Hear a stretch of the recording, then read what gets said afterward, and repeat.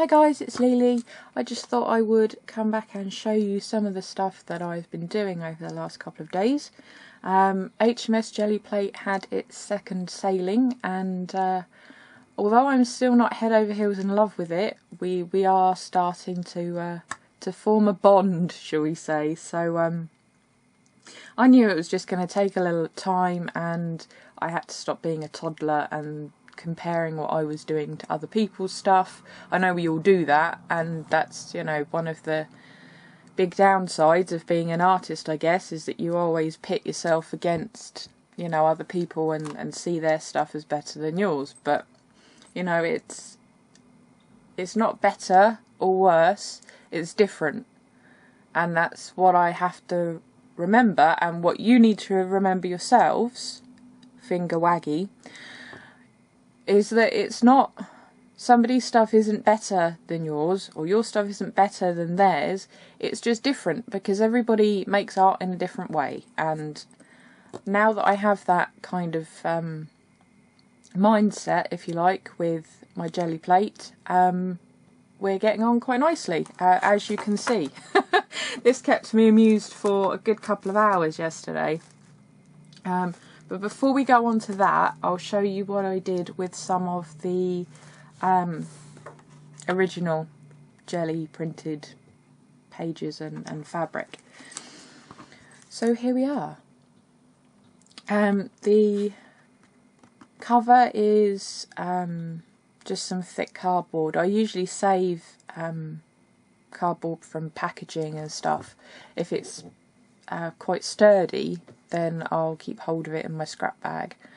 So that is what the base is, and then it is covered with one of my Gelli printed pieces of cotton fabric. And then I've used some flowers, a little brad, and some of these little mirror tiles that were sent to me in Happy Mail. The mirrors were sent from Kim. Thank you, Kim. I don't remember who sent me these. I don't know if that was Kim as well, or if it was somebody else. So I apologise if I can't remember your name. I love what you've sent me, and I'm really glad to have used it on a project. I'm just really sorry that I can't remember who sent what. What happens is I tend to keep all my Happy Mail together for a certain time. And then, because I like to look through it. I know that sounds weird, but I just like to look through it in the box that it was sent in. But then eventually it has to find its own home somewhere. And as soon as that happens, it obviously gets kind of muddled up. And sometimes I can remember who sent what, and sometimes, like today, I forget. So I apologise if you were the one that sent it and I've forgotten who you were, but I do really appreciate your kindness, and I've used it on a project. So yay! These corner, what would you call these? Book corners, I suppose. They were from Kim as well, so I know I've got that bit right. So I just stuck the cotton fabric onto the cardboard and kind of wrapped it over, you know, as you do with kind of wrapping it. Help if I could get you in camera. And then put this as a lining paper to tidy it up. I also bought this funky yarn. This one is a mixture of silk and, what was it called? Banana fibre, I think it was called. I know it was banana something. It looks like this. It comes on just came on a piece of card. I got this on eBay, and that is where I got it from. And that will be my phone again. That is coming up backwards when I'm looking at it on the camera. I don't know if that will get reversed in the video and we can read it or not, but if not, I will read it aloud. It's www.yarnyarn with no gap It's for art yarn and sari silk ribbon.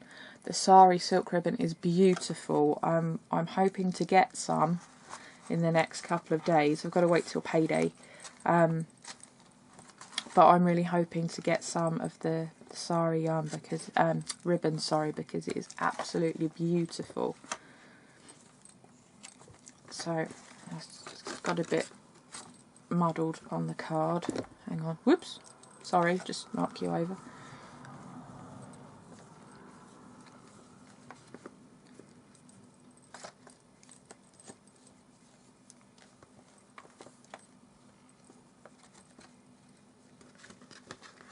Let's tuck that end down the back, but it's all variegated in different colours, and it's kind of, it's smooth, but it's textured and it's kind of tufted, and it's beautiful. So there we go, that's what I used to bind it.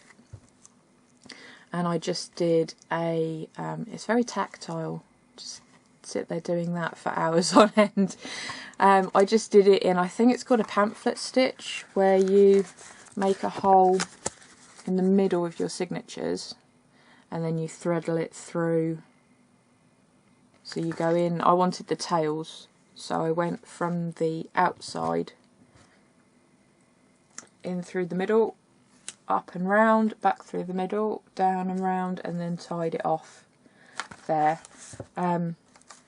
But I just used everything that well, not everything obviously, but what I had jelly printed. So that was the front. I used part of the paper to be the lining paper, and then I've just used the smaller sheets. These were the A5 cartridge paper, which I use a ton of. Honestly, I go through this stuff like anything. It's crazy. Whenever I make an order or happen to go into a store, I get it from the works, and it's £1 for a nice big, I've got a full one over here, for that much, 72 sheets, and I just use, that's like my go-to paper all the time. I have one sat on my desk constantly, which is this one, which has just got oddments stuffed in it. But that's my go-to paper, so I used some of that for my smaller jelly prints. So I just used all of the ones that were smaller. It's an A5 and I folded them in half, so it's A6 size.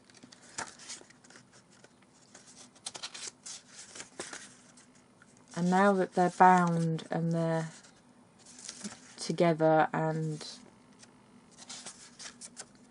purposeful, if you like, I like them more than I did when they were loose pieces of paper. So that's a good sign. I don't exactly know what I'm going to put in here at the moment. I'm just enjoying looking at the different textures and patterns. So that's that. That's what I did with the original jelly prints. I'll show you these as well. I've also been using book paper, cutting it into strips and weaving it. You probably did stuff like this when you were at school. But I thought it would be kind of cool to use as a background for a mixed media piece or something. I don't know. I might do some jelly printing onto it and see how that works. I've not decided yet.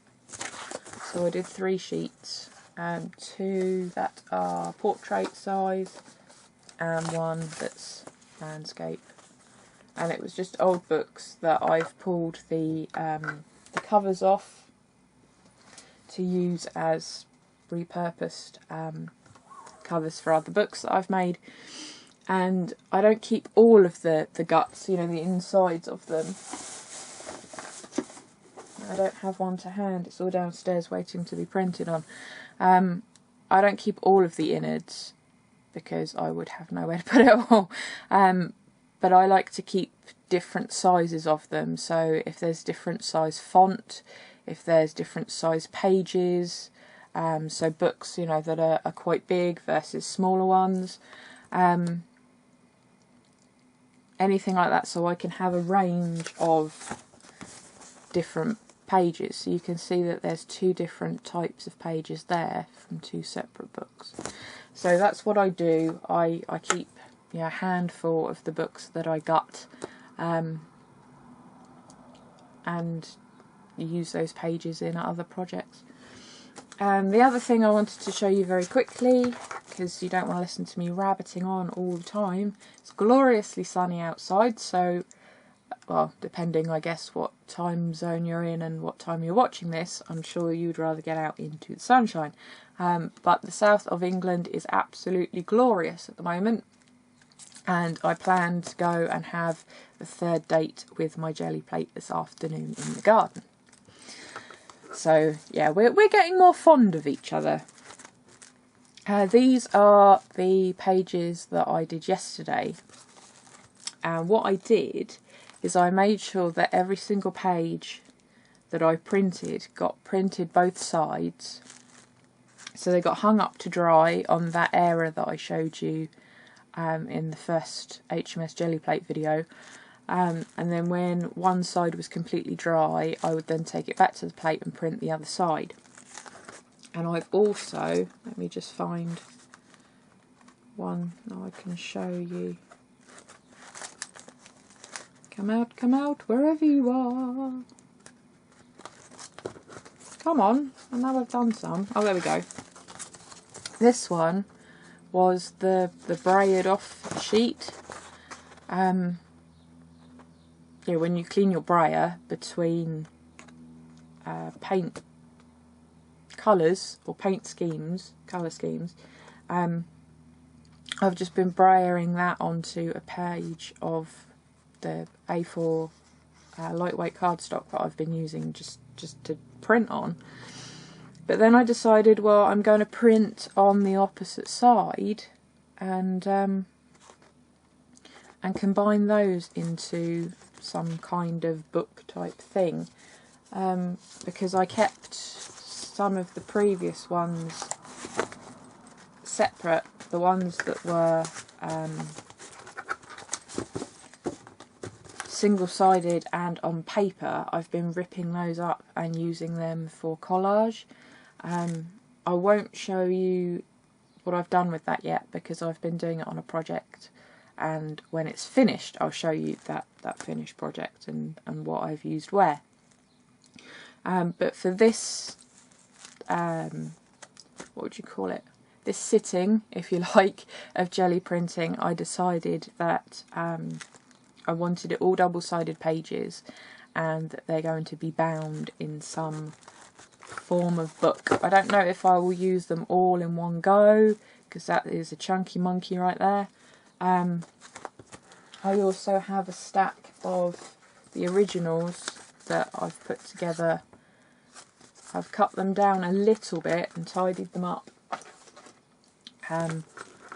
So I'm not sure. These ones I used some iridescent paint on. I bought, a while ago, I bought a trial set of the Pibeo, or PBO as Patty Parish calls it. I think it's a Spanish word, so I believe it would be Pibeo, but don't quote me on it. I bought some of the little tubes, you know, that look like traditional tubes of paint, like tubes of oil paint or something. They had a huge set, I think it was a 40 in Hobbycraft on offer for £35, or was it £30? I don't remember which it was, but I got £5 off of that with a voucher. So it ended up being quite reasonable considering the amount of paint that you got. And it's the high viscosity studio line that they've got. And it's very nice paint. I enjoyed working with it. I enjoyed that more, I think, than the cheapy stuff that I used the first time round. But I did use some of the cheapy stuff with the Pibeo, and I think I like that better, and the texture, that was the thing that I didn't like, which I know is strange, but the texture of it being kind of chalky was something that really put me off. But having a mixture of the two, there isn't that kind of chalk factor that, it's kind of like nails down a blackboard, you know, it's just, it sets my teeth on edge. I don't know, it's just my thing. So this has been a mixture of the metallic paint that I already had, the Pibeo, they're called Dyna, D-Y-N-A, the iridescent ones, and just the ordinary bulk standard paint that I have, as well as the Pibeo ordinary high viscosity studio acrylics. Wow, that was a big mouthful, wasn't it? So I'll just flip through these really quickly. They're a nice size as well. Although it is chunky, I like that it's chunky and it's a nice size. It's not quite A5 because of the way that I've trimmed it down. And I've not, this is going to sound silly too, I've not actually measured it so that I know the dimensions of it. I've measured it against marks on my paper cutter, and that's how I know the size that I want to cut them, so that they're the same size as these if I decide to bind them all together. So yeah, perhaps when I've got round 3 done, I'll show you some of the paper, and I'll show you how I'm cutting it, and it'll make perfect sense to you then. But we'll leave that for now, and I'll just show you these. So like I said, I've done both sides,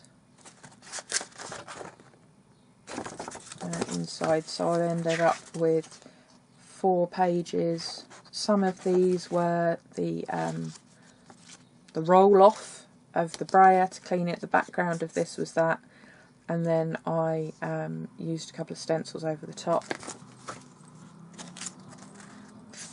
I tried to do small batches of similar colours, but to use a couple of different colour schemes, so that you know, you don't get bored of just printing the same colour all the time.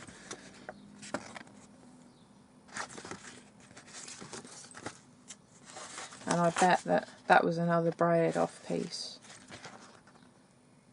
I bet that all the colours and metallics and stuff aren't really showing up that great on camera, but this one was a happy accident. This was a, what would you call it, like a cleaning pool to try and get the excess paint off of the jelly plate, and it came out beautiful. I really liked that. It's messy, but it's pretty messy, you know, like not, that's pretty messy, but it's pretty messy, you know what I mean. And there's a ghost on the inside. Woo! Yeah, moving swiftly on. So these were all done with my 12 by 12 stencils, of which I don't have that many, and I'm going to be cutting some more of my own pretty soon. This will be the postman. Right, I'll be back in a second, hold that thought. Whew, okay, I'm back. Let me just talk amongst yourselves, hang on. Whew. It's a bit of hard work getting up and down the stairs with this cast on. I'm getting better at it, but whew, man, are you unfit. Okay, right, let's get back to the jelly printed goodness. I can't remember what I was talking about. Whether or not you're all now shouting at the screen to remind me, I don't know.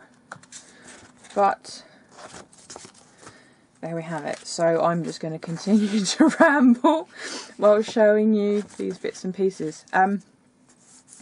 This one, if you see in the background, I used a texture tool. You know, they're like, they're downstairs. I've got a bag of stuff. If you watched my Sci Plus haul, you'll see that I got a big lilac coloured tote bag, and that at the moment is my jelly printing bag. I've got all my my gumph in there downstairs ready to use, because as big as my desk is in here, it's perpetually messy, and I hold my hand up, hand on heart, and say, you know, I know it's perpetually messy,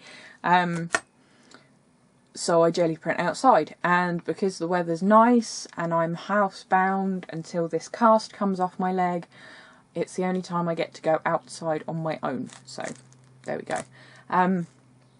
Anyway, going back to the whole reason that I started opening my mouth, they're kind of like combs. They're about that big, and they're plastic. They've got a handle in the top, a handle hole in the top, and across the bottom they're kind of serrated in different patterns. They're supposed to be used for clay, in making texture in clay, but I've been using with my jelly plate. Jelly plate. There we go. Put my teeth back in. So that's what I've been playing with. That is what has given those background swirls, and any of these kind of swirly patterns have been made with that.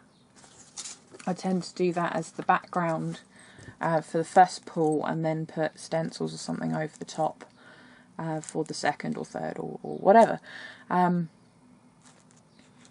think they were... It's a set of 4, because it's the primary colours plus green. Because if you're an artist, you know that green is not a primary colour. The number of people that argue that with me is unbelievable. Green is not a primary colour. There are only 3 primary colours.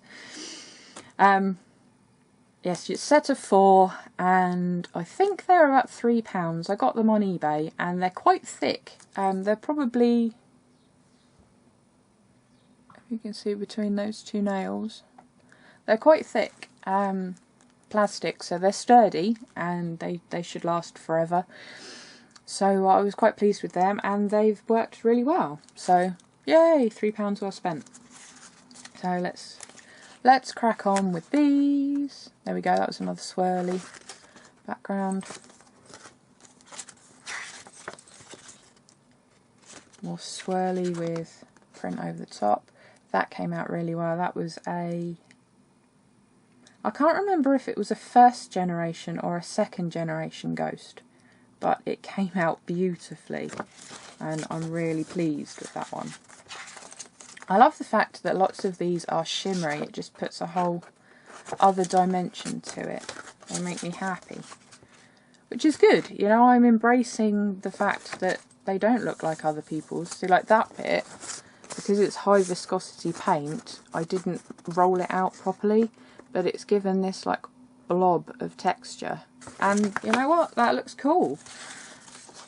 And this one was another clean-up, so it only took part of the paper, but it looks awesome. So yeah, I'm starting to embrace the fact that it's not going to look like Patty's jelly prints. It's not going to look like Shannon's jelly prints. It's going to look like Lily's jelly prints, because guess what? Lily's the one making them. And that's cool, you know. I'm using stencils, some of which have been bought commercially, but a lot of them are stencils that I've made myself with my cameos. So, you know, I'm doing something that's unique because of the fact that, you know, it's art. Nobody does art in the same way, at the same time, all the time. Everybody sees colour differently and mixes colour differently and uses different stencils. You know, this is jelly printing a la Lily rather than like anybody else, because I don't have the stencils that they have, but you know what, they don't have the stencils that I have. So, you know, why would you want it to look exactly the same as somebody else's when you could make it original? You know, and I've embraced that over the last couple of days, and I think, yeah, you know what? I strive for individuality with the rest of myself and what I like to represent to the world. So why would I not do it in my art? Now, it's all very deep and philosophical, I know, but you know, yeah, right.